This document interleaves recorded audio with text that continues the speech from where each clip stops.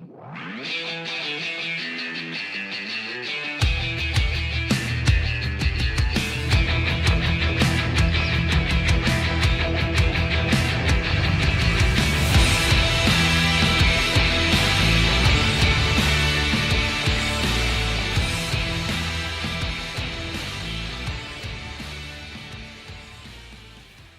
Harrison Price for Thursday, November 20th, 2025, presentation of Bet365. We're coming to you from the Pacific Toyota Dealer Studio here at the historic Wall Center. Visit shoptoyota.ca or visit your local Pacific Toyota dealer. Matt Sakaris with Blake Price, four-time Juno Award winner Mike Rogerson hitting switches, conducting things with intern Braden Coombs. We got a big show planned for you today as the Canucks get back at it. Boy, a two-day break feels like a week-long break in this year's compressed schedule. It does. Right? I was like, it's a second straight night without Canucks hockey to watch? One game in 5 days because there's 2 days on the other side of this game, too. So this is your time to stretch your legs, to break off a call to mom. I had an outing with my parents. There you go. Night, actually. That's next level. Yesterday afternoon. Yeah. We went and saw Nuremberg. Terrific film. Russell Crowe. Wow. Blown away. Anyways, we'll start today with the Redwoods Golf Course poll question, as per usual. Quarter of the way through the season, and we are that. Canucks 21 games into this 25-26 campaign. Are the Canucks who you thought they'd be? We'll play on Denny Green there. You want to crown them? Well, no one's crowning them at 9, 10, and 2. I don't think so. Not much crowning happening. Nobody's letting them off the hook either.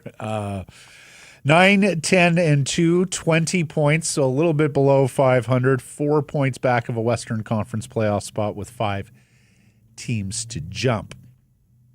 Look, I thought you can vote yes or no, and of course do so at the Sakaris Price X and YouTube channels. I voted yes. They're slightly below where I expected them to be, but I think that's explainable by the injuries. I didn't have any kind of delusions of grandeur heading into this season, but I did think, they'd be playoff contender. They're still a contender, I suppose, but a little short of where I would have hoped them to be, just above the playoff bar at this stage. I mean, we know they're not contenders, but, a playoff team is reasonable. Yeah, they're probably 3 wins back of where I thought they would be, like a couple games above 500, and, this is a whole, because even at 3 games above, two games above 500, if they're 3 wins better, that only gets you to 8 games above 500. And one thing people seem to forget, too, it's been a long time since, it feels like a long time since the Canucks were in this bubble sort of atmosphere. For every 1 win above 500, you only get 1 point above 82. A win is worth 2 points, but that's not the way that it works by the end of the season. You don't get, 2 games above 500 is not 4 points better than 82. It's only 2 points better. It's 1 point per win above 500. So, if you're 2 games above 500 at the quarter mark, that's only 8 games projected above 500. That's only 90 points. Like, you've got to be better than 2 games above 500 in a couple of the quarters to have a chance at the playoffs. So now that they're 1 game back at, what are they? 9, 10, and 2? 9, 10, and 2. They've got to have a great quarter somewhere along the way here. Like a really great quarter.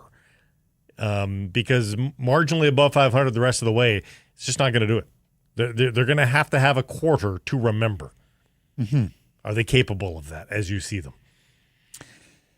And as we've been talking about all season, because the NHL this year has this gigantic mushy middle with a lot of teams sort of hanging around in the same neighborhood, you are a little more in touch with the playoff bar than I think 9, 10, and 2 would have left you in previous years.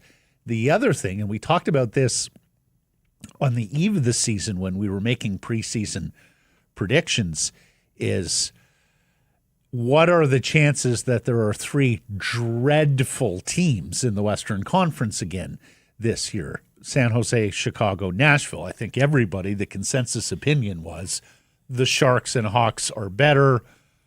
Predators should be a little better too. Okay, maybe Calgary is terrible, but you're not going to be able to fatten up on these horrible bottom dwellers in the Western Conference. And I believe, if I'm not mistaken, the Canucks won 7-2 last year against the triumvirate of San Jose, Chicago, and Nashville. Calgary's bad. Nashville's bad again. I suppose you could put St. Louis in that mix at 6-9-5. So, maybe you do have three dreadful, dreadful teams again this year. I'd be surprised. I think all three of those teams have a little bit more upward mobility than San Jose and Chicago did last year. They certainly look better on paper to me. Yeah. Than the worst of the worst last year. But there's a lot of surprises, needless to say, around the conference. Anaheim leading the Pacific Division, I think, has to be a surprise. The Blackhawks are on a wild card right now. I think that's a surprise. Seattle has played pretty well this year. They're the first team below the bar and playing .605 hockey, so points percentage-wise, they'd be in the postseason right now. I think everybody anticipated Utah would be better, or would be better this year. And, then there's Edmonton, who are having another Edmontonian first quarter. It seems like the first quarter of the season, the Oilers just punt. They just choose not to really play or play their best, and they get their act together at some point over the next 60 games. And I've been down this road so often, Blake, I am not going to sit here and tell you this is the demise of the Edmonton Oilers. They can't win with Skinner and Pickard. Oh, my God, the defense is so terrible. Yeah, you can criticize all those things about the Edmonton Oilers. I think at the end of the day, the Oilers will be right there. Well, they'll be in the playoffs. I'm not convinced that they are going to be right there in terms of playoff success. But hey, as long as we're at the quarter pole, it's interesting to look at the Canadian teams in general, Matt. Nobody's tearing the cover off the ball here. There are some nice stories. Montreal's been a little bit better maybe than some people anticipated. Calgary a little worse. But nobody's great. Winnipeg's okay. Edmonton and Toronto are dreadful right now. There's already above the counter sort of talk about a lost season there by Bad Tree Living. They might not do anything. They might just ride this out because they don't think it's worth investing in this group right now. But the Canadian teams are not great. So Ottawa's been so up and down. Montreal has been, for the most part, good, but are now fighting injuries. Yeah, suffering some injuries here. Mm-hmm. Winnipeg, I think, is what we all expected Winnipeg would be, a solid just playoff. Above average team, yeah. Well, 12-7. Yeah. That's just above average. Yeah, again, 500 is not a good team, right? So they're All right. So there you have it, your update. And let's update you on the Redwoods Golf Course. If you're planning a custom corporate event, this is what they do at the Redwoods. They have amazing facilities, and they can work in so much fun stuff.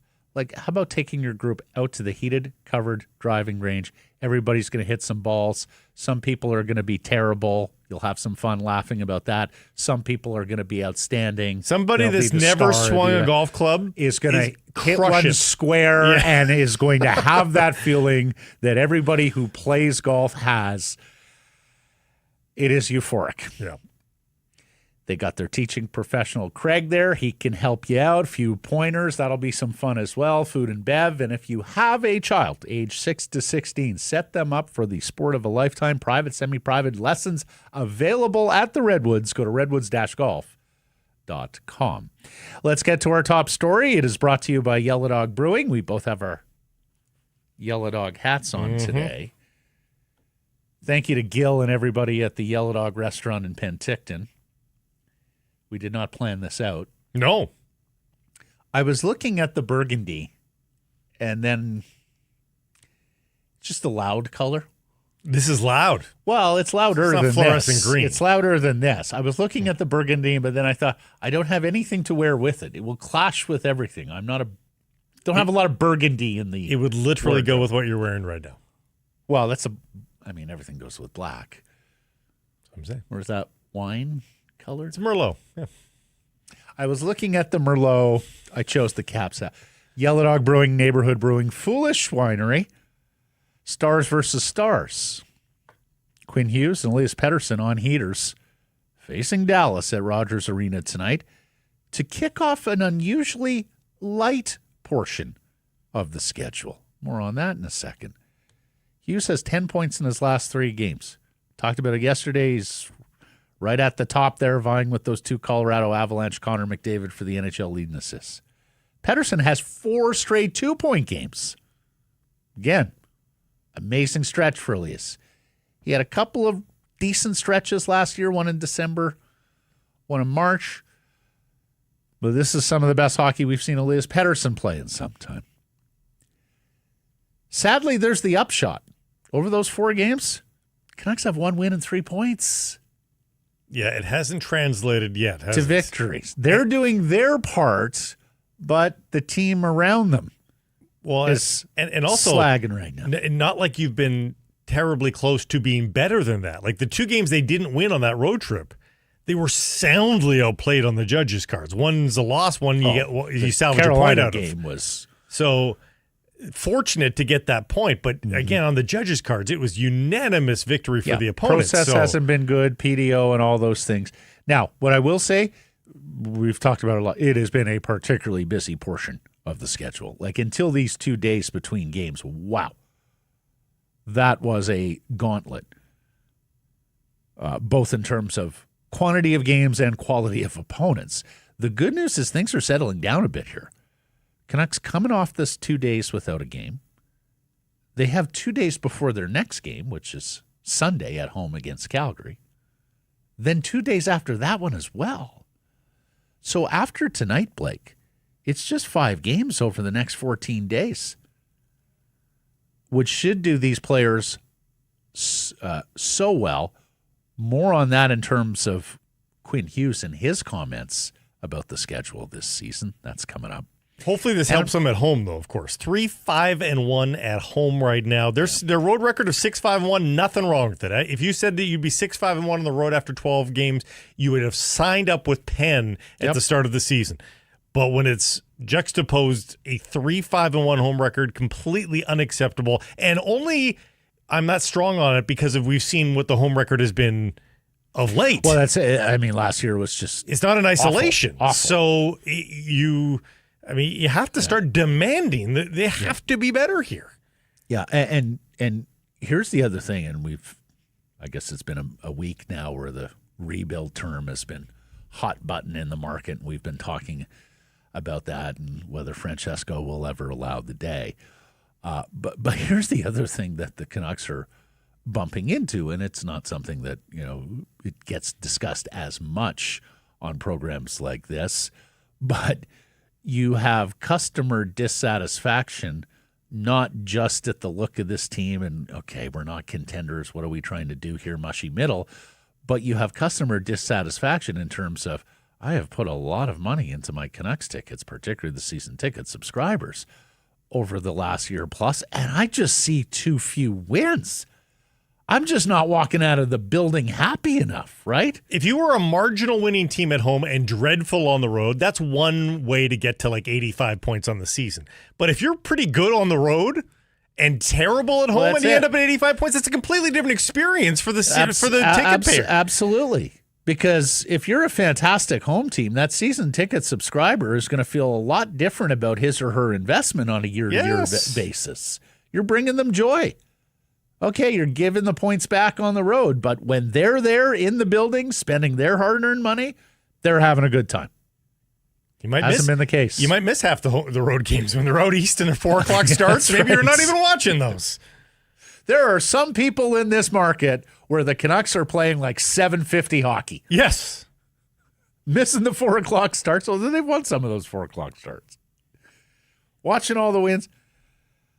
So 5 games over the next 14 days, which should give some injured players time to heal up as well. Foremost is center Teddy Bluger, and God knows they need some center icemen.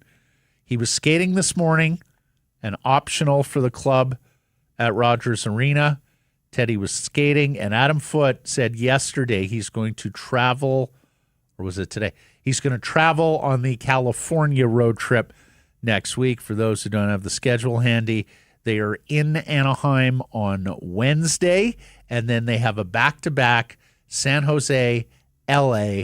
That's a 1 p.m. Black Friday start for us next Friday at the Shark Tank. I wish I knew what we were looking at there. Like, what are we looking to see? Like, we're looking to see Macklin Celebrini because he is worth it. On the ice with Teddy Bluger. Like, I don't know what I'm analyzing there to see if he's okay.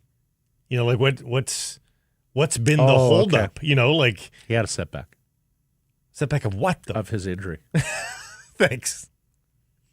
It's a body injury, Blake. It's marking it down to the body. Breathless. Nils Höglander, we heard yesterday, tracking for a return over the next 2.5, 3 weeks. Connor Garland returns tonight after leaving that game versus Tampa and missing Monday's game versus Florida. Kevin Lankinen to start, of course, after Jiri Patera gives up 7 goals to the Panthers. Bad as that was, though, it's Canucks defending, and particularly that league worst penalty kill, that have been the season-long culprits. You want to pin part of Monday's loss on Jiri Patera, go right ahead. Thank you. But the club at large needs to be better defending, and particularly on the PK. In fact, Adam Foote stopped practice yesterday and bellowed, "You got to fucking defend hard." And I do wonder whether the coach is starting to hear some of this feedback about his system and how the players aren't particularly taking to it, that may even lack the skill sets or the hockey IQ to perform it.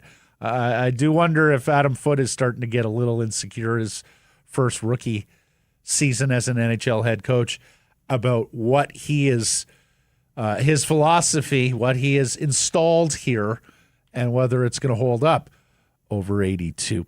Let's hear from the captain. He was hitting this note yesterday after practice that it's not just about defending better, but defending better also helps the offensive side of the puck. Here's Quinn Hughes. We got to defend better. We got to close plays quicker. We're wasting. I mean, that's the thing. You waste so much energy defending all night. When you do get the puck, it's hard to do anything with it because you just defended for 35, 40 seconds. So the more we close plays quicker and get out of our zone quicker, then we can play offense and limit some of that pressure. And yeah, and he's not wrong. And you had mentioned the heat maps against the two Florida teams that, I mean, just unsightly, all the activity in and around the Vancouver Canucks goal, and then very little heat down the other end of things. And he's right, too. I mean, if you wondered why some nights he doesn't look as magical as other nights, when Quinn Hughes is diminished because he's been caved in or unable to exit the zone, he's not going to have time to put on his cape and be the wonderkind at the other end of the ice, right? So you want a fresh Quinn Hughes. I mean, the other end of the ice, calling it a heat map is almost oxymoronic. No. I mean, it's Antarctica. It's the very least, it's Whitehorse or Yellowknife. Mm-hmm. If you get it to room temperature, you're winning some nights. I saw a post yesterday. There's a town in Alaska where the sun set yesterday and won't reappear until January 22nd. That's rough.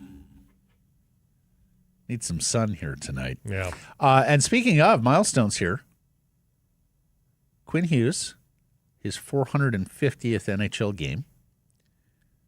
This from Adam Kirsenblatt of the Hockey News. Through 449, he's got 429 points. It's the second fastest over, or the second most points over 450 games. Who's first? Elias Pettersson. 443 in his first 450 game. He's a point-a-game player over his first four. I mean, that's not a small sample. Nope. Not for either of them. I mean, it's tremendous pace for both of them. Then there's Brock Besser. Look at this. Hughes 429. Besser 448.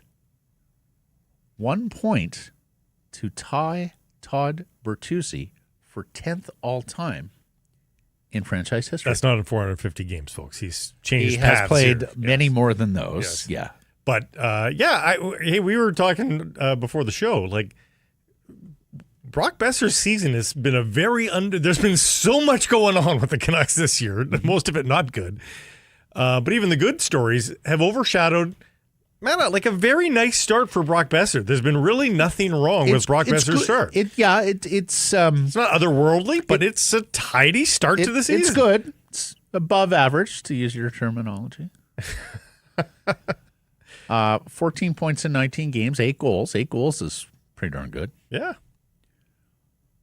Take that pace. Mm-hmm. Gets one tonight. That's, a 36 goal pace. Something like that. He's playing a lot, too. 18-24. Yep. I almost equate it with Brock. No news can be good news sometimes with Brock. We all know about the trade requests and the trade blocks and all that, and then the trouble, difficult seasons he had, and, of course, not to mention all the trauma he's gone through in his personal life. I almost feel like no news is good news for, like, planes landing safely is not news.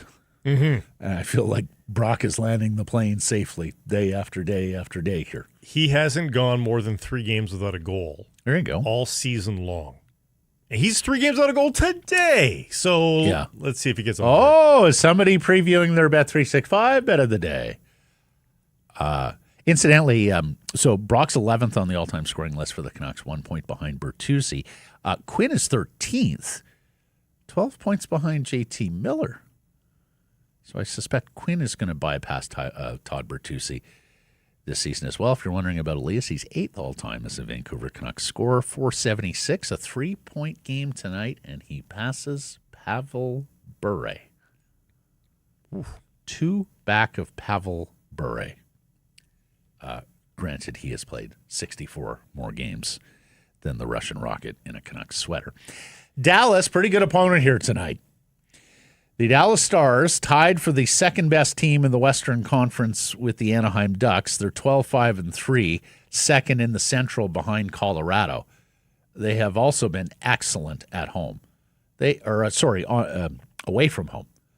They have earned points in 8 of their 9 road games to date, winning 6 of them. They're 6-1-2, Blake. Mercy. Away from their arena where there was a huge squabble right now. Have you been seeing these headlines? Yes. The Stars and the NBA's Dallas Mavericks are suing each other, a breach of the operations agreement on the arena. You're making us do all the work. They're both looking for new homes. Like, honestly, Blake and I were at that rink for the draft, whatever year it was.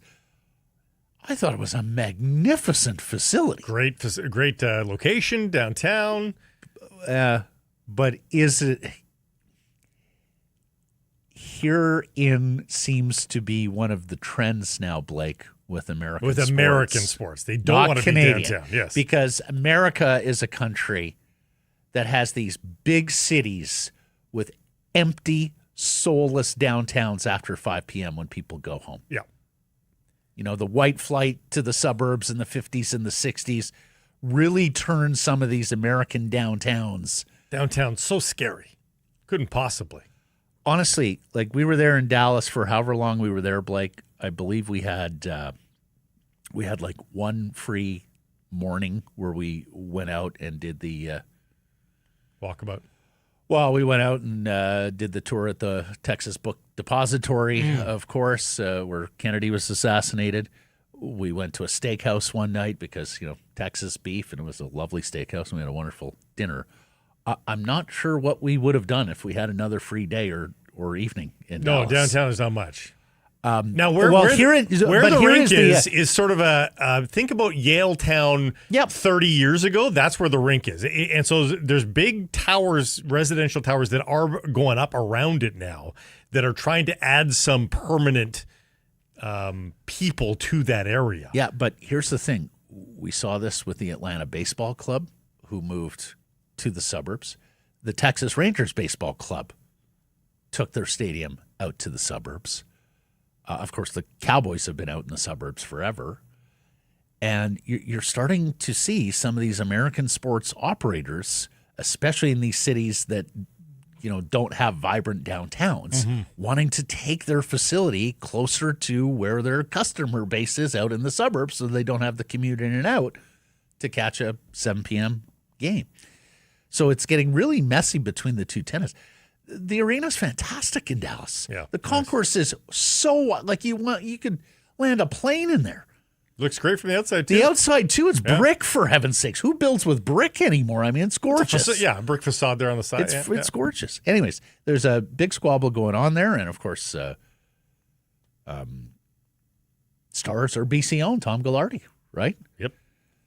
And Dallas Mavericks no longer owned by Mark Cuban. He has no piece left. He doesn't have 5% I believe left. he's got a minority I stake. think But, it is. but it's owned by a casino operator, a Vegas family. So anyways, 6-1-2 away from home. Second best power play in the league, too, Blake, at 31.9%. Is that couldn't be that bad. has scary written all over it for this That's Canucks probably PK. fine. That's languishing. And also a dreadful penalty kill team like the Canucks at 76.3%. That is 26th in the league. We have Patrick. Okay, let's tell him about Yellow Dog, and then we'll bring Patrick Johnston in. Well, Yellow Dog wants to make sure you know everything about their new Amigos Black Lager. The Mexican beers are plentiful now. We told you about the El Perro Cerveza Clara. How about the Amigos Black Lager? This is from Neighborhood, the darker side of good times. Brings a touch more attitude, rich malt depth, just the right amount of smoothness to keep things easy drinking. Same spirit, new vibe. Beer for friends, made by friends at Neighborhood Brewing. And let's welcome to the program a Thursday regular here, Vancouver Canucks beat reporter for the province and Post Media. Also author of the new book, Gino, alongside Gino's fast friend Peter Leach. There was a book launch party last night at the BC Sports Hall of Fame. Thank you to Jason Beck and this everybody. This book is going to do so well. It's going to put you in there on your own. I got my copy last night. You should get your copy of Gino. He did a reading of it last night. Peter made a speech as well. Members of the Ojic family were there. Look, that was Hard Joe Hall who snapped the photo of the day of Peach. And for the very affordable price of $39.95, I might add as well. Awesome night last night, buddy. Congratulations. It was love seeing you bask in the sun there and have a moment before the community. Yeah, it was great. It was lovely. Thanks to you, Matt, for being there, and lots of other faces in the crowd. And it was great. And obviously the highlight I think for me was Peter with his beautiful singing tribute to Gino. Yeah. Singing his traditional If you don't know Peter Leach, we should mention Peter was Gino's manager. Peter was Gino's right hand. Peter was, he said yesterday, we were more than friends. We were brothers. We were inseparable. We did just about everything together. So he's your co-author there. And I know your publisher was there as well. Yeah. It was a marvelous, marvelous night. So thank you for the invite, putting it on. Hey, it's great having you guys. Hey, get in. By the way, I just want to give you a couple errors and omissions right off the top. Oh, please do. You mentioned towns in Alaska. We can talk about Alert. Alert has not had. I looked this up while I was waiting. Alert has not seen the sunshine since October 14th. Oh, so, boy. There's a whole list of Canadian cities or towns you could mention. Fair enough. They should cities is strong. Well, communities. That's all fair, good, and accurate. But they really got to work on their social media posting because Barrow, Alaska, is really knocking it out of the park here. And then the other one was come on, the Dallas Mavericks aren't just owned by a quote Vegas developer. They're owned by Miriam Adelson, who that's the big orange guy. The widow of Sheldon Adelson, who was big on the Trump campaign finance. Yeah, why did dramatic change in worldview from Mark? Yeah, exactly. I was going to segue via a Gino like character. Having somebody to kick them in the pants at home would be helpful here, Peach.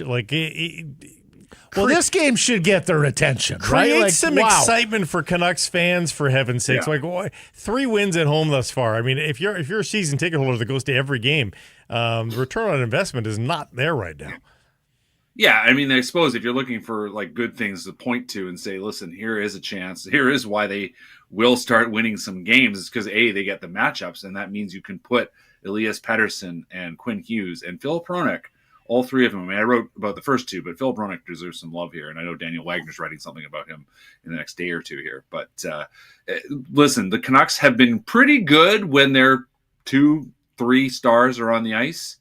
And Adam Foote talked about this yesterday. I asked him about it, and he said, listen, like, there's a lot of learning going on. His take is that the guys, especially the younger players, you look at that young, the Elias Junior Pettersson and Tom Willander, which apparently they've not been afraid to use, but there's some young guys that need to pick it up yet. Guys they're leaning on, you look at the Calder Cup line again, they're not playing a ton, but those guys have a role, and on and on and on. This is a team that Adam Foote believes is working towards something that will be better. But you're absolutely right. In the here and now, fans are paying a lot of money, and fans want to see wins. And Elias Pettersson has 8 in 4 games. Quinn Hughes has 10 in 3. Like, there is good things happening, but the problem is when those guys are not on the ice. But look at the ice time. Look at the ice time in those 3-4 games for the players we just mentioned. It finally got super gaudy for all of them, right? Like, just we've seen this in years gone by for one-line teams where the coach just keeps throwing he didn't do that early on. He's starting to do that now with Pettersson's ice time well above 20 now on several occasions. But it took them a while to get there, and that's just what you have to do right now with this team with their injuries. Like, just throw the best guys over the boards in an inordinate amount of time, no? Well, and as Matt mentioned, like, they finally get a rest. I mean, they have 2 days. I mean, they traveled home, but they traveled home on what day are we? This is Thursday. They traveled home on Tuesday, had, nothing going. Practice yesterday, pretty light skate this morning. They're off again tomorrow. Practice Saturday, game Sunday. I think practice Monday, travel Tuesday, I think is what it was. I was just looking at the schedule before. So, they finally get to lighten the load. So if there's a game you are just going to play Quinn Hughes for half the game, it is tonight. Like, there is usually been no rest for the wicked here, but there is definitely rest to be had for once, because that has been a hard truth of this season, no matter what, across the board. And the ability to recover, right? Like, it's such an important thing. And this is true of most teams in the league, but especially so for the Canucks, who played 17 games in their first 30 days. That's an impossible schedule to sustain. Like, no team is going to get through that all right. And so, the Canucks here now have a moment to catch their breath. Obviously, they go on the road and play another quick road trip that involves 4 games in 6 days, if I have it right, including the final one at altitude in Colorado.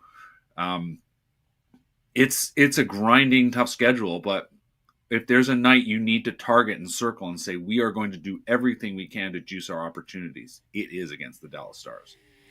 Do you believe Elias Pettersson is all the way back? I think so. I mean, Jay Pat and I were talking about this the other day. If you look at the on-ice shooting percentage of Evander Kane, who is Elias Pettersson's primary winger these days, it is rather low. Now, the fact that Kane is the un-Rick Tocchet and willing to shoot the puck from everywhere probably has something to do with that. But the truth is, fundamentally, the long-run reality is, what we know is that you should be scoring about 9-10% of the time. Your team that's just how it goes. And if you are below that, you are unlucky. And if you are above that, you are lucky. And Elias Pettersson has been riding a low on-ice shooting percentage for his team for much of the season. So the fact that pucks are starting to go in and they're coming in off his stick is a good sign. Now, he's still not shooting enough. If he shot more, they would be a lot further ahead. But no, I think he is. That second goal he scored, just the way he's been going there. I mean, we talked about this, but in general, he's just been going to the net. But the way he carried the puck with confidence into the slot.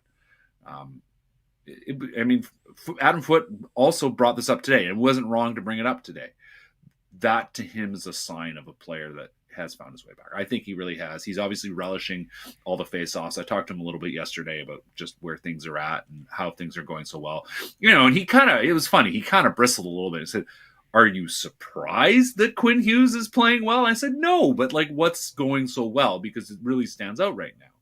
And, you know, for him, Quinn is playing so well because he's being aggressive. Well, I would argue that the reason why Pettersson is playing so well is because he's being aggressive. I find it funny he's getting lauded for all these blocked shots. I will remind us all of the great former Flames Nation blogger Kent Wilson's line, which that blocking shots is fine, but it's like killing rats. You'd rather not do it. So it's a sign that he does not have the puck. Mm-hmm. But lately, they've had the puck a lot more, and they are scoring, and that's a good sign. Like I said, again, this is a night to juice the ice time for your best players and just get right after it. Approach it like a playoff game. Hey, let me ask you this, because they were such oil and water, mortal enemies, if you will, in the room. Do you think JT struggles in New York help Elias? Like as a motivational thing? No, not as a motivational thing. More in terms of if JT was scorching right now, right, we'd all know the story. Like we'd all be paying attention, right, and talking about it.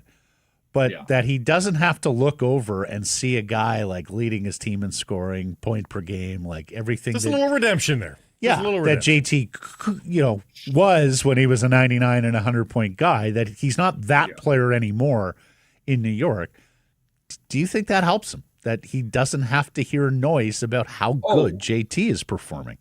Well, I mean, 23-24, they were both firing on all cylinders, and then something happened, as I've discussed many times. We don't like whether it was, between them or whether it was simply physical for Pettersson.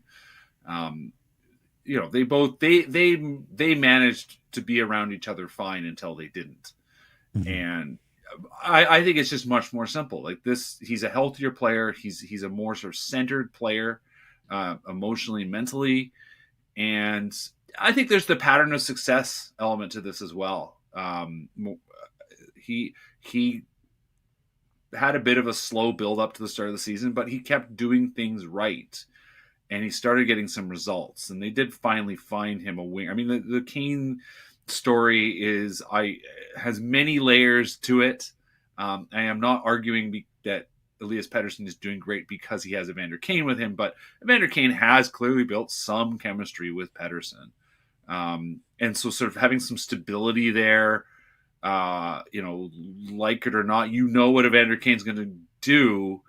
I think the whole thing has added up to just that's why he's playing well. Like he's just found his way. He talked about, I need to get back to myself. And that's a guy doing, I asked him before the season, what do you mean by that? And that's a guy that's skating with the puck and that's attacking lanes and all the things he's doing right now.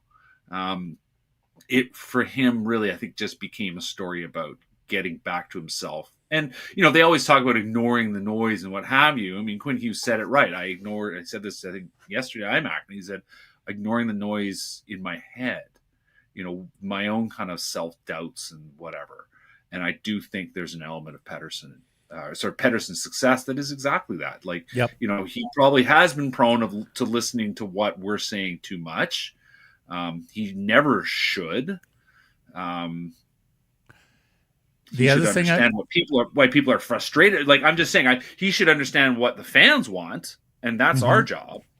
And he needs to sort of appreciate that. But I think more than anything, he needs to focus in on what makes him good, and he's doing that right now. Well, and you'll remember it was just about just past a year ago, Patrick, where Elias said, "Hey, I'm no longer on social media. It's working better for me, particularly for my life. I'm getting more stuff done. I don't sit there and just scroll all day."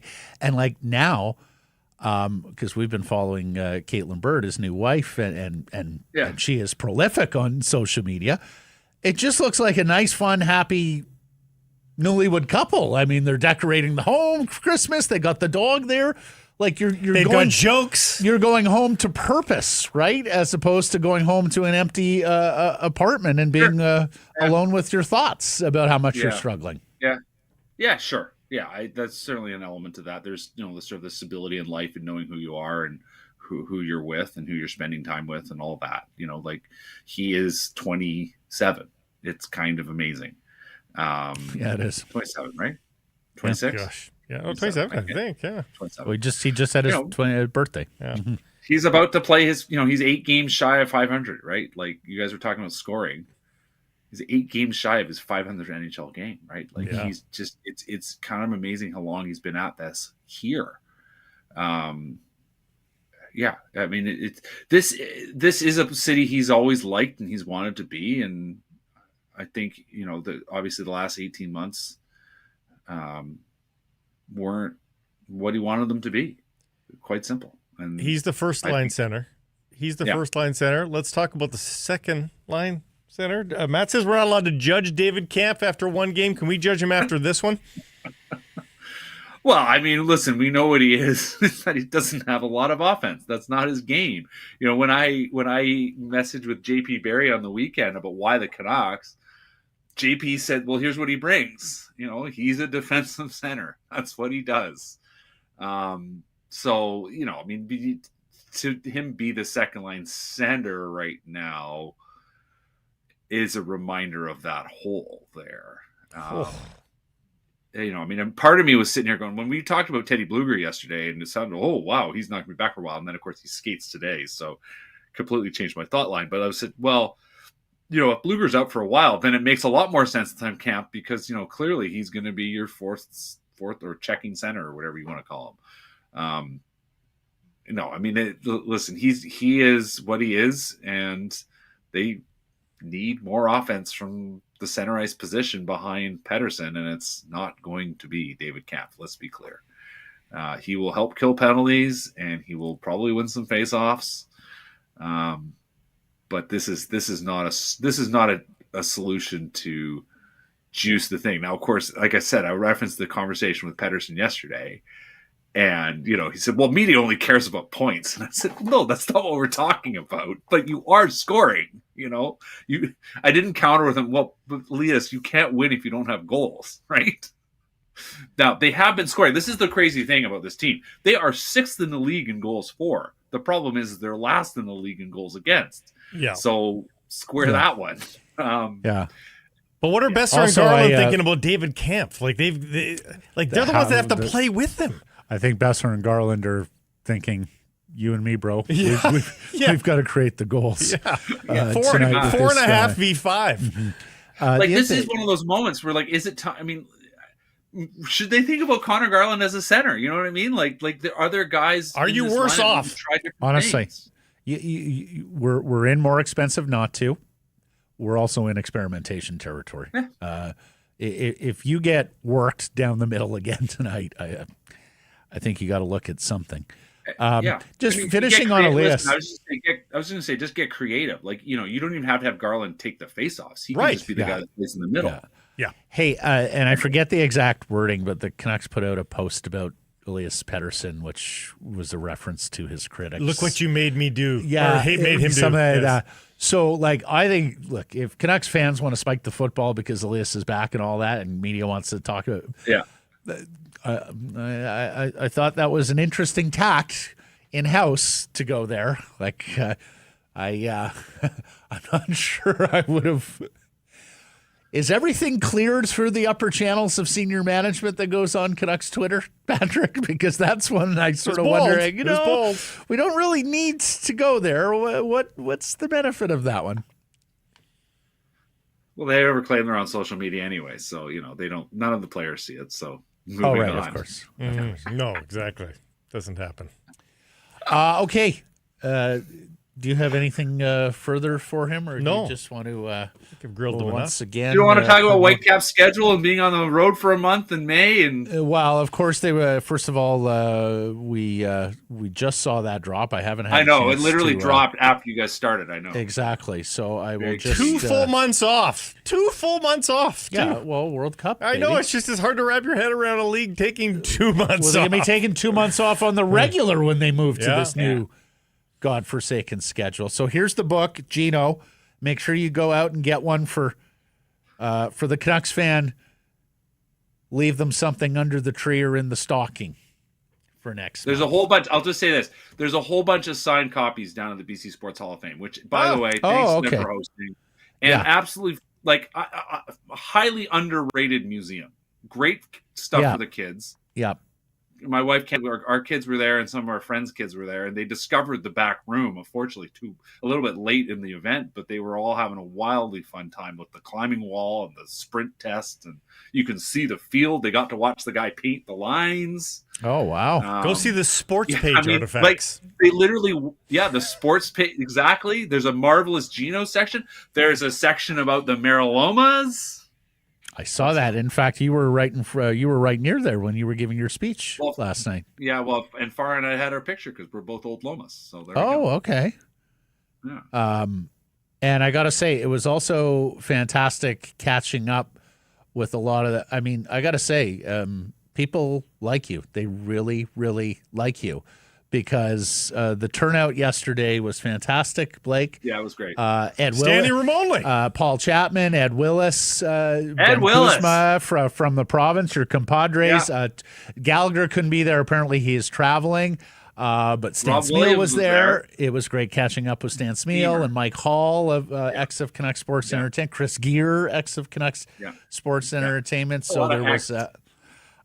There was a fantastic media turnout and public turnout. So I was very pleased for you. Congratulations again, buddy, on the book. Well done. Yeah. Thanks, man. Thanks, guys. It's always great. Thanks for the support and always a pleasure to be here. Of course. Yeah, he signed my copy as well. I would hope. That's Patrick Johnson, everybody. See you, buddy. Who joins us usually each and every Thursday. Thank you for that, Patrick. He referenced it, Peach did, the Ian McIntyre article with Quinn Hughes. And I got to say, we had talked about how Quinn just seemed like such a grump, like how short the scrums were, and just he was giving off the don't want to be here vibe not too long ago. The last few media availabilities with Quinn, he seems much cheerier. And listen to this quote he gave McIntyre. I think he probably is following his own advice here. You can always find a way to be negative, always, but you can always be positive too. I've been there where you're on the negative side a little bit, and you've just got to go flip it and control what you can control. Good advice. And I'm glad to see that he seems a little brighter, that he seems not quite with the dark storm cloud over his head the last couple of times we've seen and heard from him. He also was very wary of this coming season when he looked at the schedule. He said he's been frustrated by injuries, both personally and team-wide, but that he expected them. Look at this quote. It was a big concern of mine coming into the year. If you look at the schedule, how is anyone supposed to stay healthy? And here's the thing, Quinn. No one is healthy. Like the Canucks, I think it's something like 6 players out right now. Maybe it's fewer than that.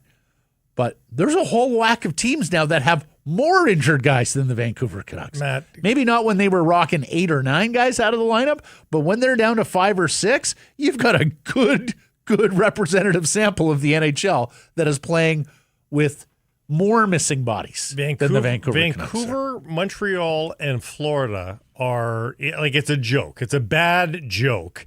And heck, and then throw the wacky ones. His brother Jack is out weeks after lacerating his finger leaning on a glass. Was it Luosterainen or Samoskevich that's out with Florida? Luosterainen with the barbecue. With the barbecue incident. Yeah. He's out weeks now with a barbecue accident. Yeah. Like, never mind the compressed schedule and what it's doing. The world is conspiring against hockey players in general when those are the sorts of injuries we start to see coming in. Mm-hmm. Like, we're not missing a game here. Guys are gone for extended time due to drinking glasses and barbecues. What do you do?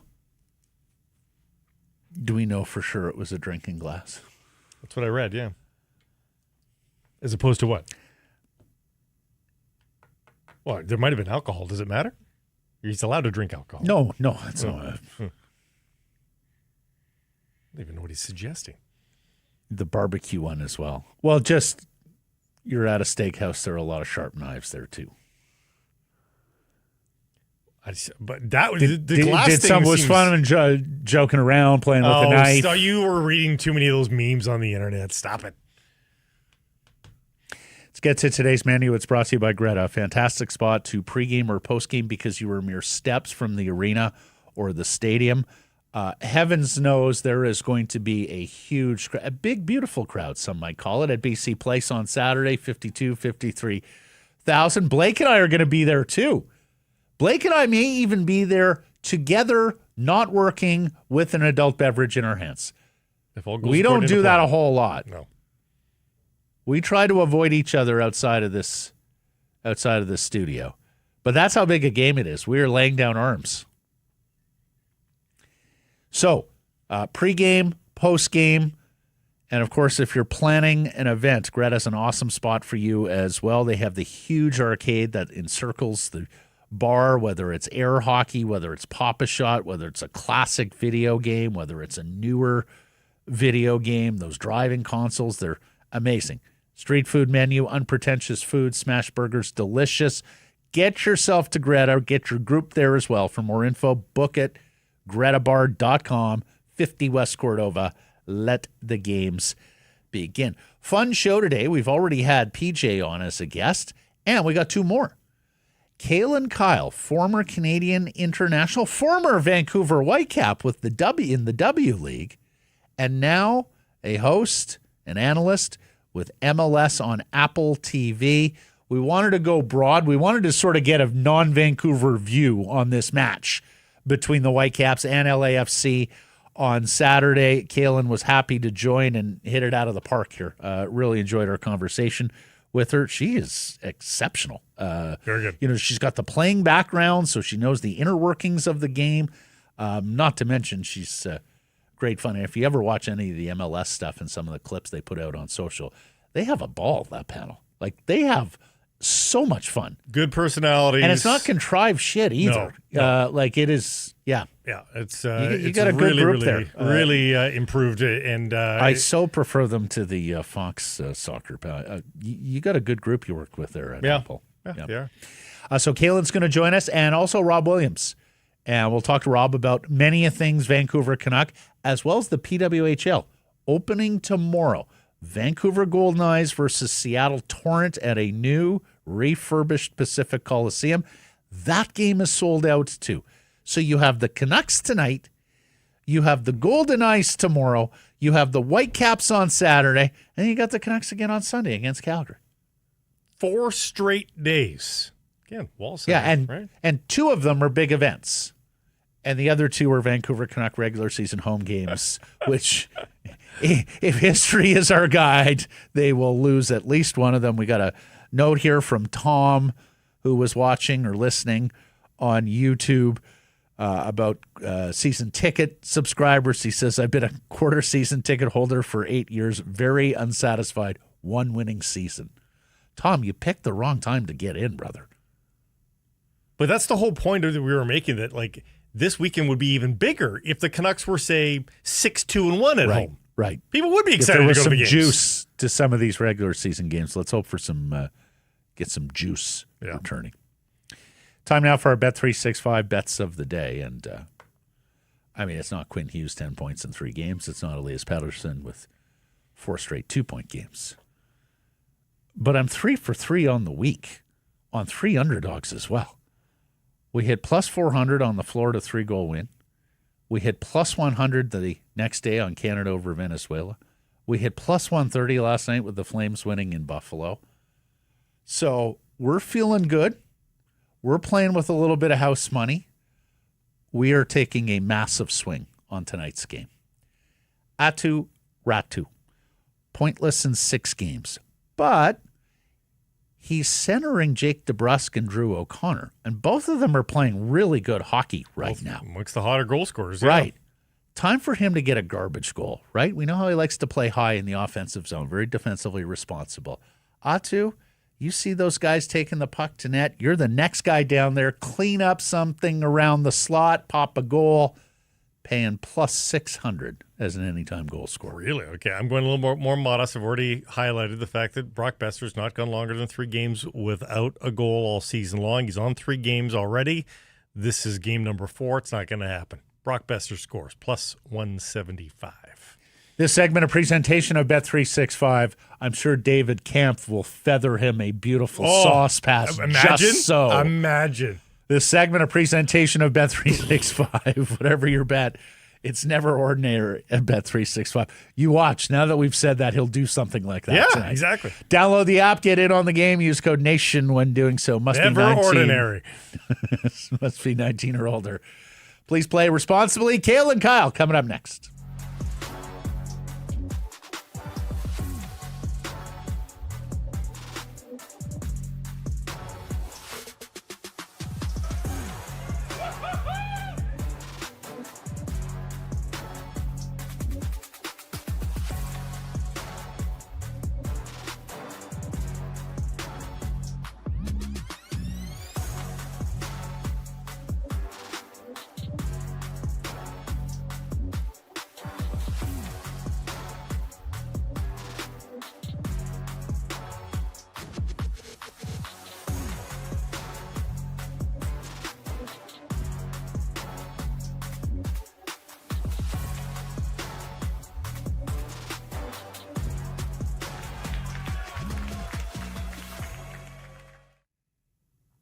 Harrison Price from the historic Wall Center. Our next guest is from Saskatoon, Saskatchewan. She played for the Huskies, 6 years with the Whitecaps in the W League, and 101 caps earned for Canada, including a bronze medal at the London Olympics. Now MLS host and analyst on Apple TV. It's our pleasure to welcome Kaylyn Kyle to Harrison Price. Hey, Kaylyn. Oh, guys, thanks so much for having me. I always love getting those intros because you kind of forget, like, when you're drowning and being a mom and a wife, that you were actually cool at one point in your life. So I appreciate that. It's great to be back. It's been a few years since seeing you guys. I apologize. I'm in the car right now. I'm on a school run, as you can see, and just getting ready for the weekend. I cannot wait. Yeah. Gotta say, Kaylyn, we were flabbergasted with this Whitecaps season. You know, we were going into it, we were seeing all the predictions of where people had them on the Western Conference table. And then just from the jump, suddenly it became clear we got a pretty good soccer team here in town. What are your thoughts about this Whitecaps season as they head into this semi against LAFC? Well, if I could go back to March, I would rip up my preseason prediction. I wouldn't send it in to my boss. But this is the best part about MLS and MLS Season Pass is that anything can happen in Major League Soccer because there's so many unknowns. And you know, I know a lot of people complain about the salary cap, but it's what makes it so exciting week in and week out, because you don't just have those 4 dominant teams like you see in Italy, like you see in England, like you see in Spain. So it makes it fun. It makes it exciting. And with the Vancouver Whitecaps, I feel like it was always coming, if that makes sense. And, you know, Vanni Sartini was a great coach and he brought a lot of personality. But since Sorenson's come in, he almost added a calmness to the team and a playing style because they had the players. You kind of saw glimpses of it under Vanni Sartini. But now it's like, for me, and I might get crucified for saying this, it's one of the most beautiful styles of play in Major League Soccer. Like, they can build up out of the back. They use their midfield so well. Their individual strikers can take players on 1v1. Their wingers can go 1v1, 2v1. And I genuinely think with what he's done with the players that he's done, because let's be honest, they didn't bring in a lot of new players. Yes, they brought in Thomas Müller that's completely transformed that team to take it, I think, from a great team to a team that can compete for an MLS Cup this year. But the Sebastian Berhalters, he wanted to quit before the Vancouver Whitecaps took a chance on him. That's crazy to me because now I'm watching him midweek with the U.S. men's national team under Mauricio Pochettino, and I know Poch really well, and he's like, these are the type of guys that I need in my team. And that's crazy to think that a year ago, a player was going to quit football because he just didn't think he was good enough. And now, for me, he's got a really good shot at making the U.S. men's national team, which is crazy. Then you have, you know, Brian White, Ryan Gauld, 2 players in the league that we never kind of gave the credit of like that superstarism because it's in Vancouver. You know what I mean? It's almost like a club kind of forgotten up there in Canada. So it's just really cool to see it come alive. Obviously, I was really lucky to play with the Vancouver Whitecaps, like you guys alluded to, and I know the fan support, and they've shown up through the good, the bad, and the ugly, and now it's a sellout crowd for this conference semifinal semifinal against LAFC. It's what the fans deserved, and I'm devastated that I can't be on ground for it. Oh, that was my next question. Are you bringing the panel up? We need the panel up here at BC Place, Kaylyn. I wish. We'll have a couple people on ground, some pitch side reporters, and I believe Maurice Sadu and Keith Costigan are on the call for that match. So you guys are in great hands for it. But yeah, I'm devastated. I am devastated. I'm not. Well, how about if they win? I love Sasha and them, but I'd love to be on. If the Loons win, then it's back at BC you Place get another for the conference chance final next week, Kaylyn. We're making the assumption, of course, the Whitecaps win as well. By the way, they're not direct lineage to the Vancouver Whitecaps W League team, but Vancouver Rise won. So there's women's soccer are champions and perhaps inspiring the Whitecaps here this week. Adding to the crazy season that you nicely summarized there, Kaylyn, they've had injuries to deal with as well, like a litany, like dozens of injuries. It's been absolutely absurd, and they've remained on top. And now there's this weirdness going in after a 3-week break. And as a player, I'd love your insight on this. So you're hitting on all cylinders. Players are dropping out of the lineup. Next guy up mentality. They still keep winning. Now you've got everybody, almost everybody, for Jesper Sorenson. Daniel Rios, maybe not. But everybody else probably available in some way, shape, or form. Do you have any worries about, not chemistry, because we know that in theory they all play together nicely, but they just haven't in so long. Like, what is that like now to put together these ingredients that haven't been together for weeks, if not months? The one thing I will say, and it's almost a blessing and a curse, like I understand the frustration with the 3 weeks off. I get it. I 100% get it. But the saving grace, and I'll say this for the Vancouver Whitecaps, is you're able to get your players back fit and healthy with training sessions and kind of more one-on-one instead of almost forcing them to try to play 60 minutes or manage their minutes. Can you come on at 30? Do we need to give you like a little bit of an injection or some Tylenol 3s just to get you through the game? So now they're fit and healthy. Then you have your core of your team that was away with their respected national teams for this international window. So they're going to be fresh. They're going to be flying, and they're all coming off great results with their national teams. But my biggest thing with the Vancouver Whitecaps, and the most impressive thing for me, is that if any manager can do it, because I said Bradley Carnell, well-deserved manager of the year, but I had actually said Sorensen manager of the year because he was able to manage a team with so many significant injuries before Thomas MÁ~ller was there in numerous tournaments. The CONCACAF Champions Cup, you're going down to Mexico with half your roster. You're going with, let's just say, your B team. I hate saying that, but a lot of your substitute players. You get a result in Mexico City, then you come back home to Vancouver. The travel to Vancouver is probably one of the most difficult. I would say South Florida and then Vancouver because of where you're having to travel to, but more so Vancouver. It's been really incredible to be able to see as a manager. And obviously my father-in-law coached in the league, so I know how difficult it is with the roster restrictions to get buy-in from everyone as well, right? Because you always got to play your DPs, even if they're not playing good, because then ownership's like, why are you not playing Thomas MÁ~ller? And you're like, well, he hasn't been good the last 2 weeks. They're like, well, we're paying him $6 million, $7 million. You know what I mean? So I think he's just done such a good job at getting buy-in from the players from player 1 to player 23. And it's almost that next man up mentality. So if anyone can kind of balance the 3-week break, my money's on the Vancouver Whitecaps. Well, let me take you back to, I guess it would have been August or July, Kaylyn, when the rumors first started bubbling that Thomas MÁ~ller was going to come to MLS and then to the Vancouver Whitecaps. What were your thoughts then about this German international superstar potentially coming up here to Vancouver and joining an already good Whitecaps side? I'm laughing, and I mean this in the most respectful way. I was like, you guys are crazy. I was like, until I see Fabrizio Romano tweet, here we go, I don't buy it. And again, it's because it's Vancouver, and it's not that people don't realize how beautiful it is there, because it's absolutely one of my most favorite cities in the entire world when it's not raining. You guys, it rains way too much there for my liking. My hair gets killed there. But it's beautiful. The BC Place is right situated in downtown. The only downfall, obviously, turf.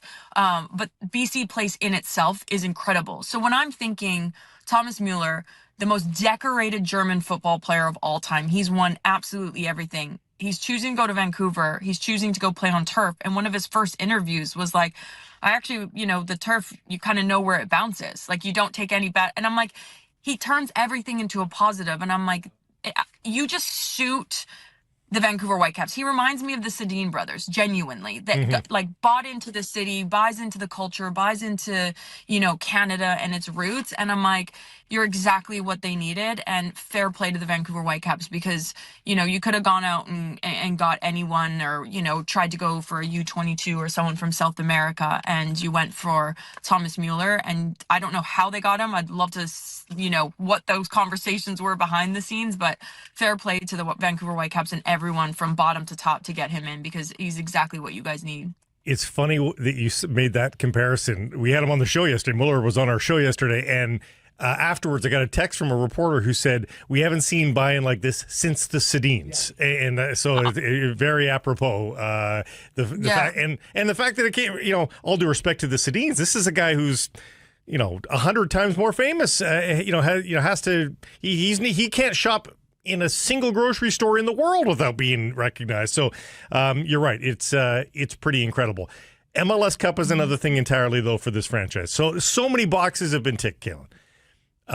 But MLS Cup dreams have never really been here. And all of a sudden, they are here. And this is all due respect to San Diego, who are a great team, but they're an expansion team. Is this MLS Cup?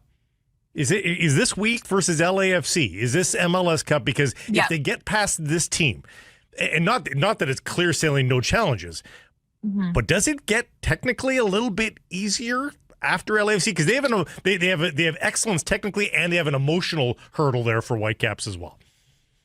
Yeah, I was having an argument with my 7-year-old son, because he honestly knows more about Major League Soccer than I do at time. Like, he knows the tables like this. It's crazy. And we were sitting having breakfast this morning, and he was like, big games this weekend. I'm like, yeah. He's like, who do you think's going to be in Cup? And I was like, genuinely, whoever wins the LAFC Vancouver, I think they have an amazing opportunity to lift the Cup. I genuinely do.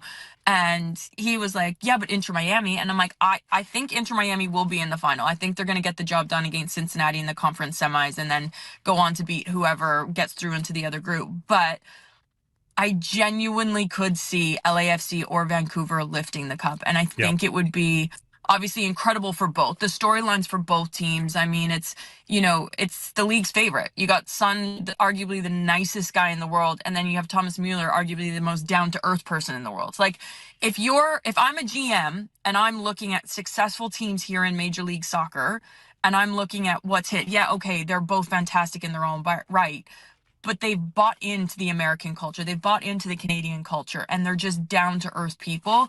And that's what you need on an MLS team, because there is so much parity of, your TAM, your GAM, your DPs, and then your middle of the roster, and, your signings just out of MLS Next Pro. You need someone to keep the glue together, and both of those players do it.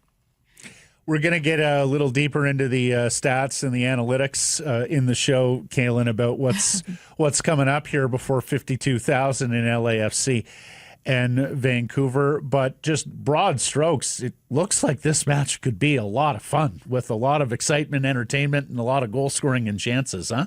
Mm-hmm. It could, and I feel like for LAFC, it's very transitional under Steve Trundolo. It's his last year there. He's already announced that he's leaving the club at the end of the year, so they have everything to play for. Denny Bouanga's come alive with Son. I genuinely think, if you look at depth, I think Vancouver have the better team on paper and on the field, genuinely. If they can stop LAFC in transition and not get caught out of the back by getting too many numbers forward, they take this game, and this could potentially be a 2-0 game in favor of the Vancouver Whitecaps. Any trepidation over Blackman coming back from injury? I mean, great player. He's their central defender right now, but he hasn't played. Jodrick Pupa might come in as well. He hasn't played at all for the Whitecaps. I mean, they're taking a lot of risks there with their center backs against those two players. For sure, but big players step up in big moments. And this is why you're a professional athlete. There's no excuses. And, this arguably is their biggest game of the season if they want to get to the MLS Cup final. If they can take down LAFC, they have the best opportunity to lift the cup. And, with Sorenson behind the scenes with their medical staff, they'll be ready. These players will be ready. You do not want to sit on the bench. Like, if you're healthy and fit to go and your manager doesn't select you for the 11, you're like, what? Like, put me in, coach. So I have no doubt that they'll be ready. I'll have no doubt behind the scenes that they've probably done a few inter-squad games against, I'm not sure who. And again, this is just me thinking as if I'm a manager, just to keep these players fresh. You're not training for 3 weeks. You're going to set some inter-squad games or, something against someone or some team or something. Again, I don't know that for sure, but these players will be ready to go. Oh, yeah. I mean, Tristan has all the riz. His riz will get him through. Most grip in the game, Tristan Blackman. Good game fit tomorrow. Yeah. Hey, tell me, does anyone do a studio throw like this guy at the end of a game? I threw back to you a couple times this year, I think. Best studio thrower in the game here. Yes. Yeah. He is. He's got a bit about him, and not a lot of people do, so I'll give you credit for that. Thank you. I appreciate it. Lastly, Kaylyn, we know you busy yourself with all things football, but for a girl from Saskatoon who went to the U of S, it's a pretty good football week for you as well, huh? It is, and I always say this. Everyone's always like, are you a Husky supporter? Are you a Saskatchewan Rough Rider supporter? And even if I wasn't, I'd still say I was because I'm never getting kicked out of Saskatchewan. That's right. Talk about fans showing up and showing out. I mean, Saskatchewan doesn't mess about it. It doesn't matter if it's minus 40. Those stadiums are freaking packed. They're batshit crazy. I don't know if I'm allowed to swear on here, but they're nuts. Yeah. Even the Hilltops won this year, exactly. for heaven's sakes. They're looking for the treble here of Canadian football championships. Crazy. Lastly, Kaylyn, you're a Western Canadian girl, former Whitecap, Canadian international. I know you got to stay impartial on that MLS desk, but I never do. You guys know this. Like, I'm like Vancouver. Everyone knows it. So they pull out. So you're in their corner. So you're in their corner. We'll be looking for you to cheer them on the MLS desk this weekend. The big Saturday match. BWP likes him too, though. He's a big. Well, you keep those analysts in line, right? Yeah. Okay, like I don't want to hear anything about itty bitty Vancouver, Outpost Vancouver, anything like that. We're a giant now in MLS. No, I love it. Hey guys, I got you. Don't you worry. Me and BWP will have your guys' back. Just get us to the cup, so at least we can watch you guys live and in person this year. We need you here live and on that famous turf at BC Place. Thanks, Kaylyn. Always a fantastic conversation, Kaylyn. Thank you so much for this. Cheers. Thanks, guys. Sick Harrison Price from the historic Wall Center. This segment brought to you by your Pacific Toyota dealers and the Toyota Prius plug-in hybrid. This is a sports car, folks. If you haven't taken a look at the brand new Prius, take everything you think you know about the Prius, flush it. Not that there's bad news there, but you need to reimagine what the Prius is. Go in with fresh eyes.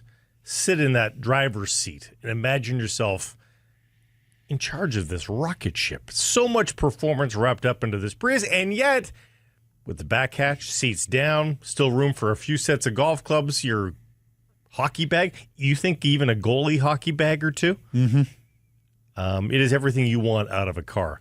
Fits into the downtown parking spots, and yet you can take it on a roadie as well because it is a plug-in hybrid, and you get the best of both worlds, a gasser and an electric. The SEs, $99 weekly right now, 3.49% APR for 64 months with $3,600 down. That's including a $3,000 discount. Visit shoptoyota.ca or your local Pacific Toyota dealer. Got the best of a couple of Daily Hive worlds last night at Patrick Johnson's book launch. Our friend Har Johal on the Whitecaps and Goldeneyes beat was there. So was the editor-in-chief, the one and only Rob, the hockey guy, Rob Williams.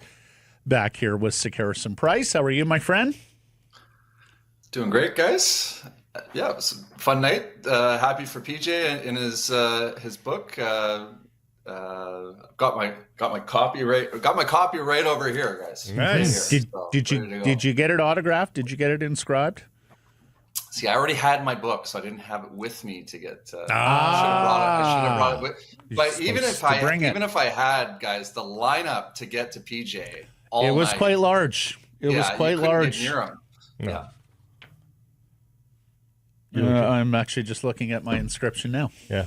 We're so much Well, more. there was just so much going on last night that when he signed it, he gave me back the book, and I didn't actually think to read what he wrote. Anyways, Rob, let's get into it. We asked yesterday on our Redwoods Golf Course poll question, is it now clear that the Canucks made the right call with Pettersson over MÁ×ller? Or was it always clear, Rob Williams?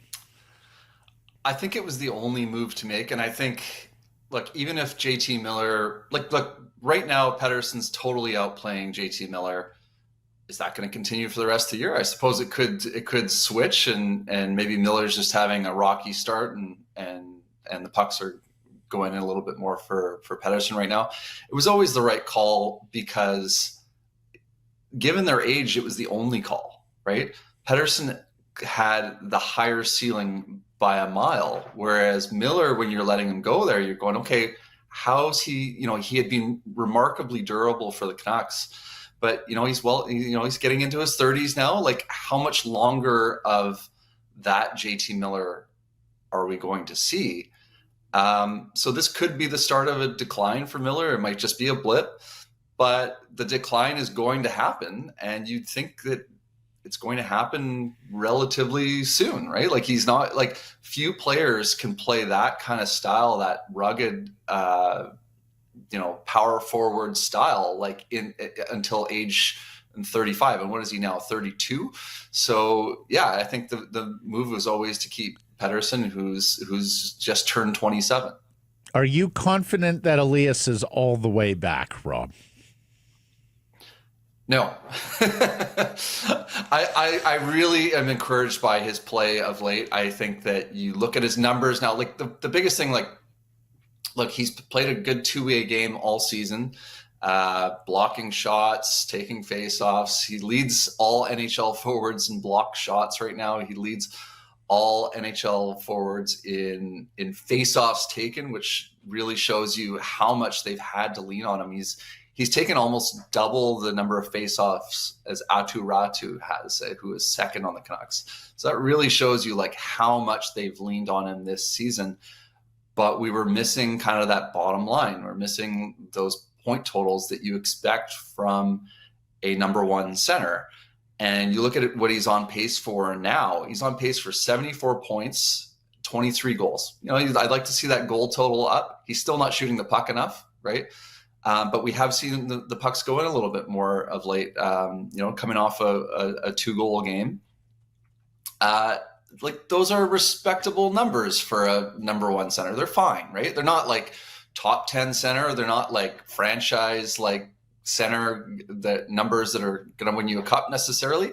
But if he's playing a really good two-way game, getting tough matchups and putting up 74 points in a season, yeah, that's a good season, right? So I think we're good on that, but I want to see this for a prolonged period of time, because I feel like it's happened a lot in the last 2 years where he has a good week and we go, oh, okay, he's back? Is he back? I want to see this for a longer period of time, and I think that I still want to see more of that PD magic, which was just, I don't think it's just that we got used to it and we just take it for granted now. We haven't quite seen the dynamic play that we used to see from Pettersson, where he would leave you with your jaw on the floor like multiple times a game. That guy's not quite back yet, but we're seeing definite signs of progress. He's definitely playing better than he was last season. The hole is so deep, and I don't think you're in this group, but there are skeptics that seem like no matter what he does, he's not going to win them back. And I agree wholeheartedly with you. The sample size is too small of the great play to jump to conclusions one way or the other just yet. But, I mean, the truth of the matter is if he's above a point per game over the next 3-4 games, he immediately jumps into an 85-point pace, like, pretty quickly. The math will be there. What do you think, if anything, can win back the true skeptics, the PD doubters? Does it need to be 10 points above a point per game sort of thing to win those kind of people over? I think it's the magic, right? I think if we see the old PD, if he's playing like he was, I mean, just look, if the point totals are there, I think that people are going to be on board. But yeah, combination of those two things will have people right back on board. I think every Canucks fan wants to love Elias Pettersson. Mm-hmm. I think he's been the most frustrating guy to watch for nearly two full calendar years, and they are just begging for that guy that we saw in his early 20s and his mid 20s to return. I think that's I don't think it's going to take all that much. I think people want to see the Pettersson that we've seen before. I don't think he has to morph into some superhuman necessarily to win back the fan base. What do you make of the reaction to Gary Mason's article, which did not come with any references or point to any sources, but it made the suggestion, and one that is not unique to his column. We've talked about it here numerous times, that there may be a point this season. Now, they're tracking slightly better right now, the Canucks are as a team, but they're still below 500, for heaven's sakes. There may be a point where trading Quinn Hughes this season is the more prudent move. How do you think the fan base is reacting to that en masse? I mean, we've been very clear here, Rob. Maybe the most exciting and most skilled player to ever don the Canucks jersey individually. Yep. No one is kicking this guy out of the city, but you got to make business moves sometimes. How do you think the fan base is reacting to that sort of being put in lights in the Globe and Mail? No, hard to say, right? Because, like you say, I mean, Gary Mason wasn't really bringing anything brand new to the table. It's just we know his connections, right? Yeah. So when you read it from Gary Mason, you read it in if Rob Williams had written that, everyone would have just been like rolled their eyes at Rob maybe, but yeah. But it's Gary Mason, and we know his connections, to the higher ups. So yeah, I don't know. I don't know that there's necessarily a big freak out about that column, like widespread freak out necessarily. It does raise an important point though. Like, I think we all just want to know, like, is Quinn leaving? Is he staying? Is he considering staying? Is he pretty much gone? From his interviews and his body language this season, it definitely, is that just him being really frustrated with how the team is playing? Is that a sign that he's on his way out? I think it is a good point though. Like if the Canucks are going to miss the playoffs, and if Hughes has got his one foot out the door and he's not going to be open to re-signing with the team, the time to look to trade him is now, right? Like, it's immediately. I think that you have an advantage if you are obviously if you trade him before the deadline this season, the acquiring team I think they get a couple of things. One, they get guaranteed that they can have 2 playoff runs with Quinn Hughes. Think about how many good teams around the NHL would think, geez, if we could add Quinn Hughes to our lineup, we're going to win the Stanley Cup, right? Like that. Like, there'd be a long list of teams that would be like, we are a Quinn Hughes away from being like the odds-on favorite to win the Stanley Cup. So you get that. I think the other important thing that you get with trading Hughes now rather than in the summer is that he's not able to sign an extension yet. He's not able to sort of tip his hand necessarily. I guess he could off the record, but the acquiring team will think, we'll bring him into our organization. He'll fall in love with our team, with our city, and he'll want to sign an extension in the summer. Whereas if you're acquiring that player in the summer, what if Hughes doesn't want to sign an extension with you right away? What if he hasn't played on your team? Maybe he doesn't want to commit to 8 years sight unseen, right? So I think it does give you that advantage by trading him before the deadline, where that team gets more time with Hughes on his current contract, but also more time to convince him to stay long term. You're spot on, Rob Williams, as per usual. Lastly, I want to move over because, Blake, I found myself in a media huddle last night at the PJ book launch. It was Robin Haar. Gemma was there from CP. Farhan was there. Several others were there.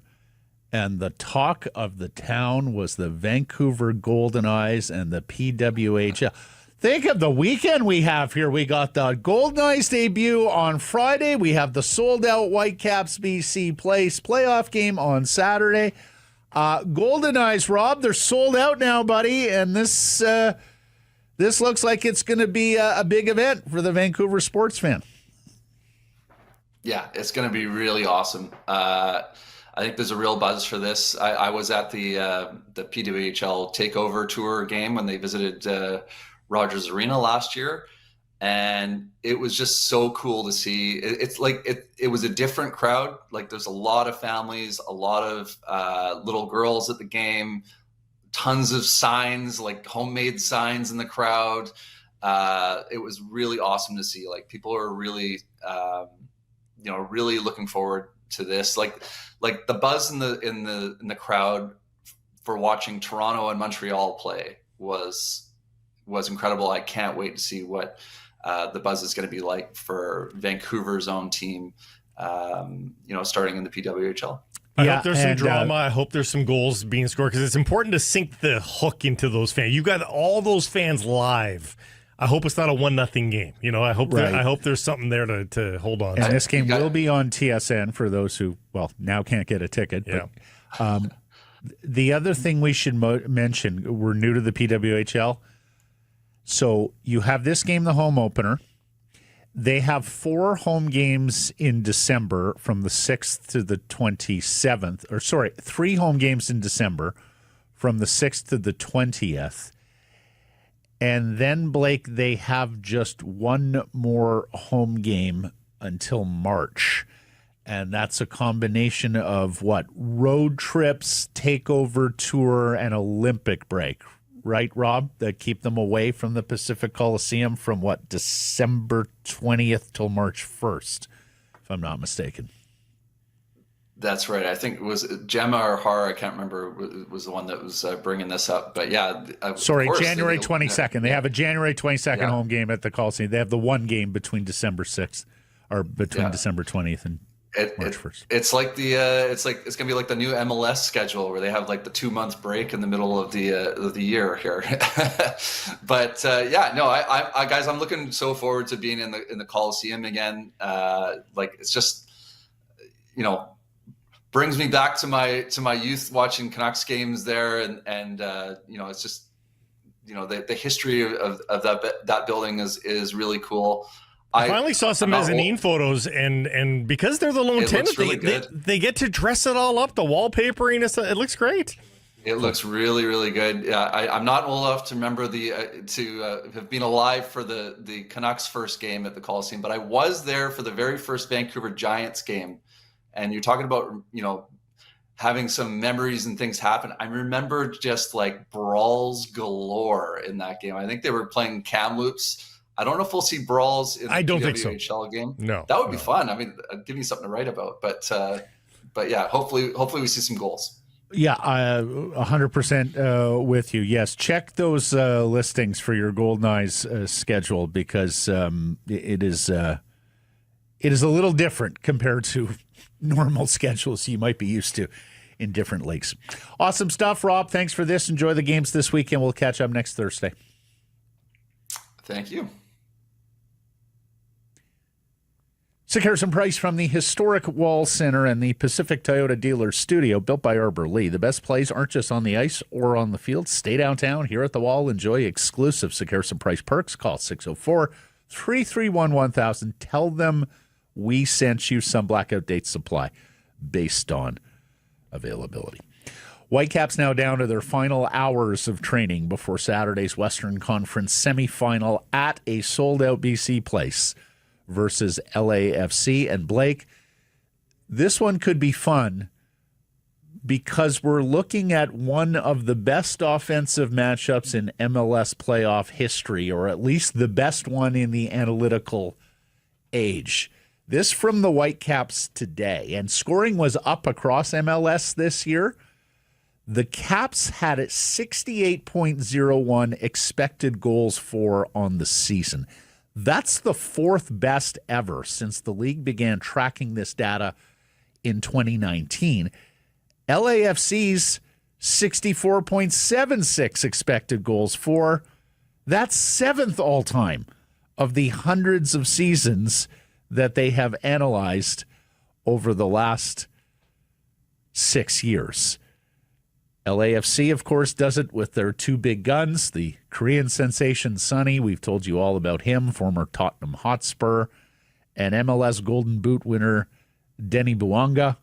They've scored 22 of their team's last 28 goals. They set an MLS record this year. Those two guys scored 18 consecutive goals for LA at one point this year.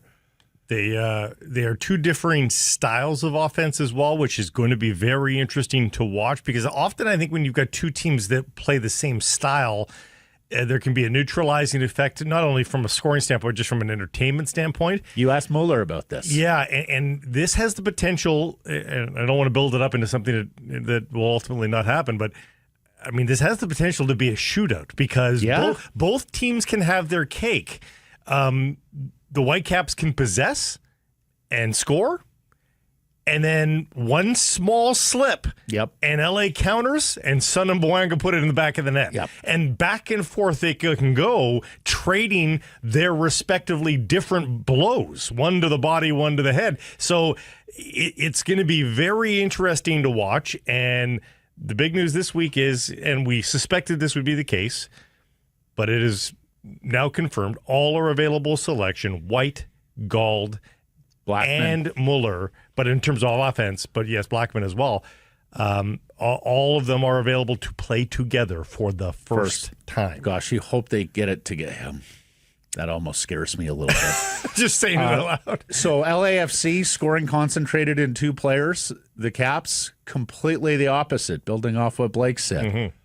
21 different goal scorers this year in MLS league and playoff play. That's a league record. And it's actually 24 different goal scorers across all for the season competitions for the Whitecaps. The first goal, always key in soccer, and it might even be more important on Saturday. Caps are 16 wins and 3 draws when scoring first. Undefeated. And, of course, we can't have a tie in this game. We go straight to penalties. Straight to penalties. LAFC, not so bad themselves when they score first. 16 wins, 4 draws, 1 loss. LAFC has also closed every single game they've led at halftime down. 12-0-3 when they hold the lead at halftime. Again, we can't have those 3 draws. And then lastly, Whitecaps, and I mean, another testament to their extraordinary season here. They've only conceded 4 equalizing goals all season long. When they get up a goal, they have defended that lead 83% of the time. 19 of 23 times the Caps get a lead, that's it. Game over. Meanwhile, flip side, when they've fallen behind by a goal, Whitecaps equalize 63% of the time. 12 of 19 occasions this year. You probably saw me scamper there, viewers. It is extra time. 2 15-minute periods before kicks. Oh, do we? Conference semis begins extra time. Extra time, okay. Yeah. So there you have it. The Whitecaps are like 3 times more likely to shut down a game when they get a lead than they are to give up a goal, an equalizing goal. World Soccer, where we have an international matter that requires your assistance, dear audience member. If you have any Jamaican friends, tell them to contact their FA with the words stop, no, and don't. This because of a report from our friend Ben Steiner of Northern Football that former Canadian and women's national team coach, former TFC head coach John Herdman has emerged as a candidate for the Jamaica job ahead of the World Cup playoffs. Jamaica is in this last chance intercontinental qualifier after a 0-0 draw versus Curacao this week. We brought you the story yesterday. Curacao, all 155,000 people. They're going to the World Cup. Well, the team is going to the World Cup. That kept Jamaica from qualifying, and their head coach resigned in the press conference after the match. And we have the draw for that tournament as well. We were talking about this yesterday. So it's New Caledonia versus Jamaica, with the winner facing the Democratic Republic of Congo for a berth in the World Cup. So Steve McLaren, the former manager for England, who was in charge of Jamaica, They still call them the Reggae Boys? Yep. Saw New Caledonia and Congo on the to-do list to go back to the World Cup, and he said, no, I'm out now. What? It almost sounds like he didn't understand the exercise. You have to beat New Caledonia and the Congo. I'm out. Okay. It's Bolivia versus Suriname in the other semi, with the winner facing Iraq for a berth in the World Cup. Then there's the European side. That draw is also set. Italy versus Northern Ireland, Wales versus Bosnia-Herzegovina. That's Pathway A, or Group A. Pathway B, Ukraine versus Sweden, Poland versus Albania. Borders on the Adriatic, for all you Seinfeld fans. Pathway C, Turkey versus Romania, Slovakia versus Kosovo. And then Pathway D, Denmark versus North Macedonia, Czechia versus Ireland. So following up on yesterday's discussion, Blake, there is a world where you have a all-British Isles match here. If Wales and Northern Ireland can win their first games and face off for a berth out of Pathway A. Northern Ireland's got Italy. Italy, Ukraine, Turkey, and Denmark are the favorites here to emerge.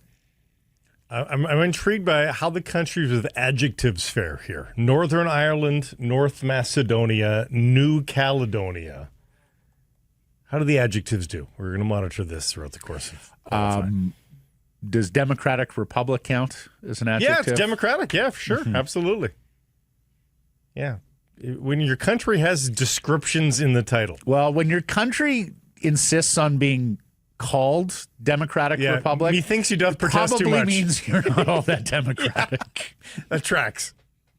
Super fair legal Congo. Exactly. Like the Nazis tried to call themselves socialists. Yes, yeah. Exactly. No, you're fascist. All right.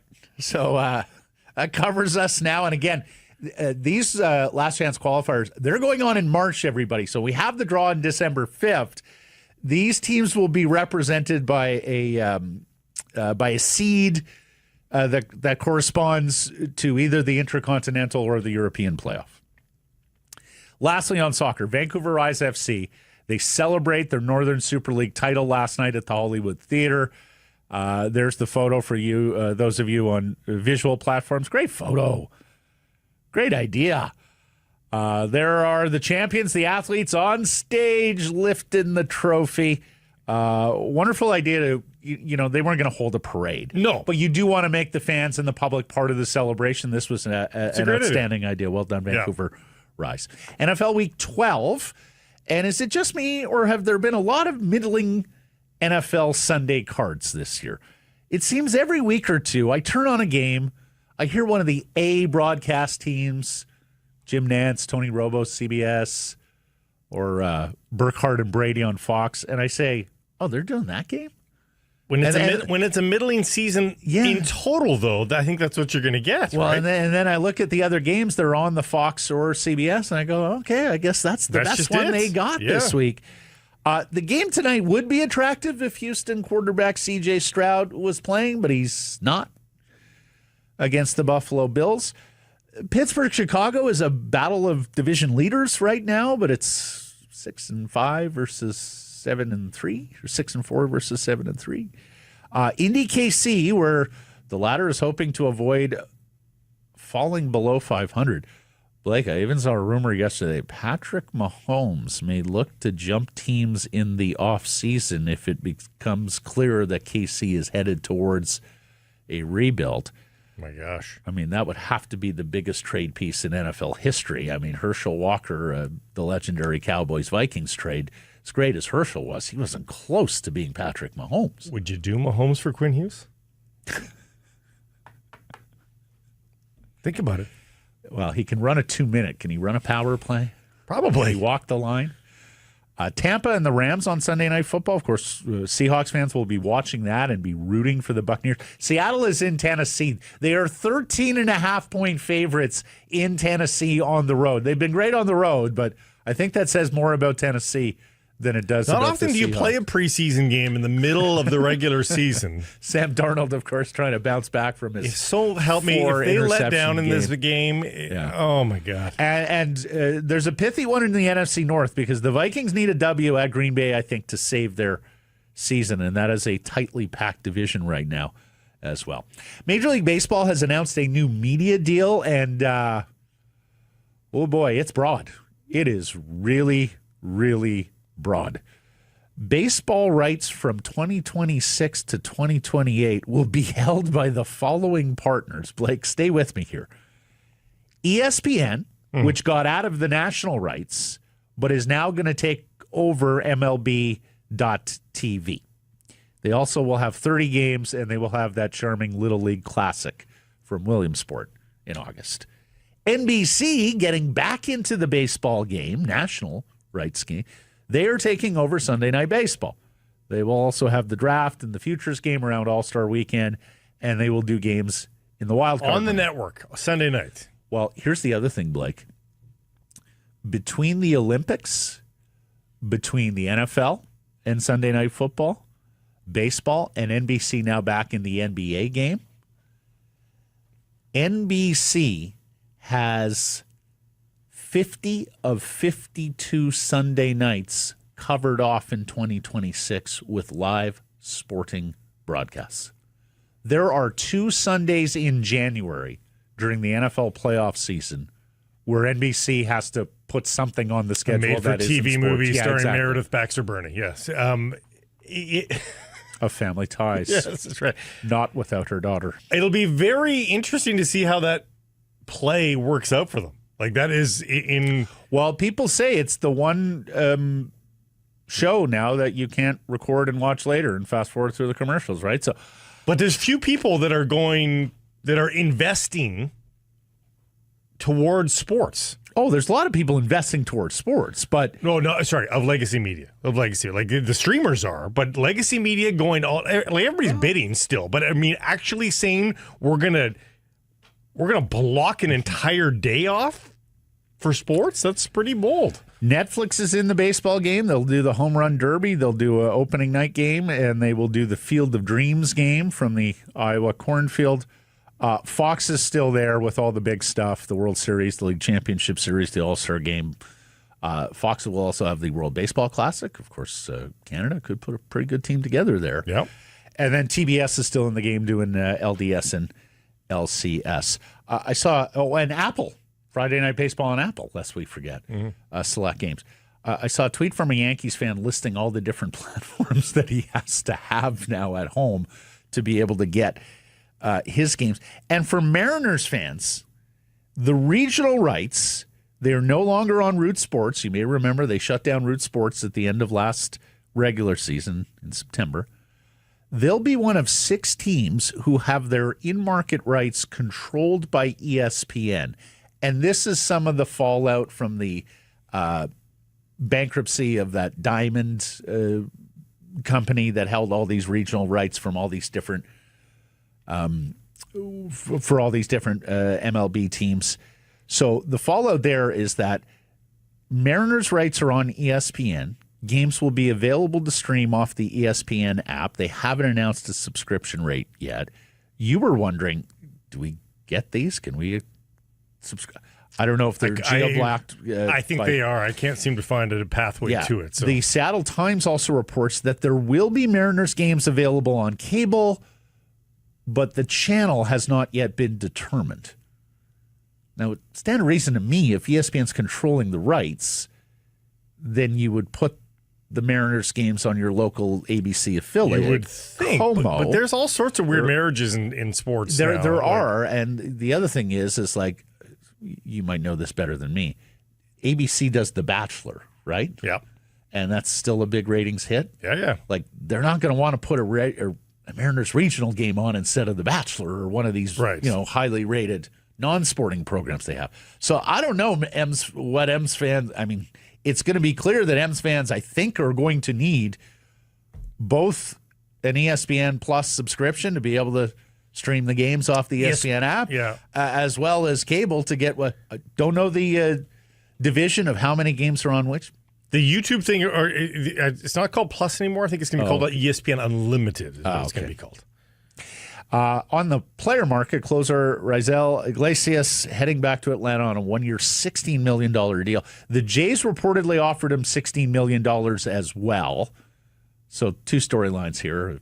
Jays are a bridesmaid again, but also more clues that Ross Atkins and Mark Shapiro are big game hunting in the closer market, and it is a deep closer market this offseason, looking to push Jeff Hoffman into the 7th or 8th inning after he gave up that World Series tying home run to light hitting Miguel Rojas. I was thinking of this, Blake. Well, do you know that, like, even to this day, you go into New England and you say the name Bucky Dent? Yes. The light-hitting New York Yankees outfielder who hit a huge home run in a tie-breaking game that got the Yankees over the Sox back in the 70s.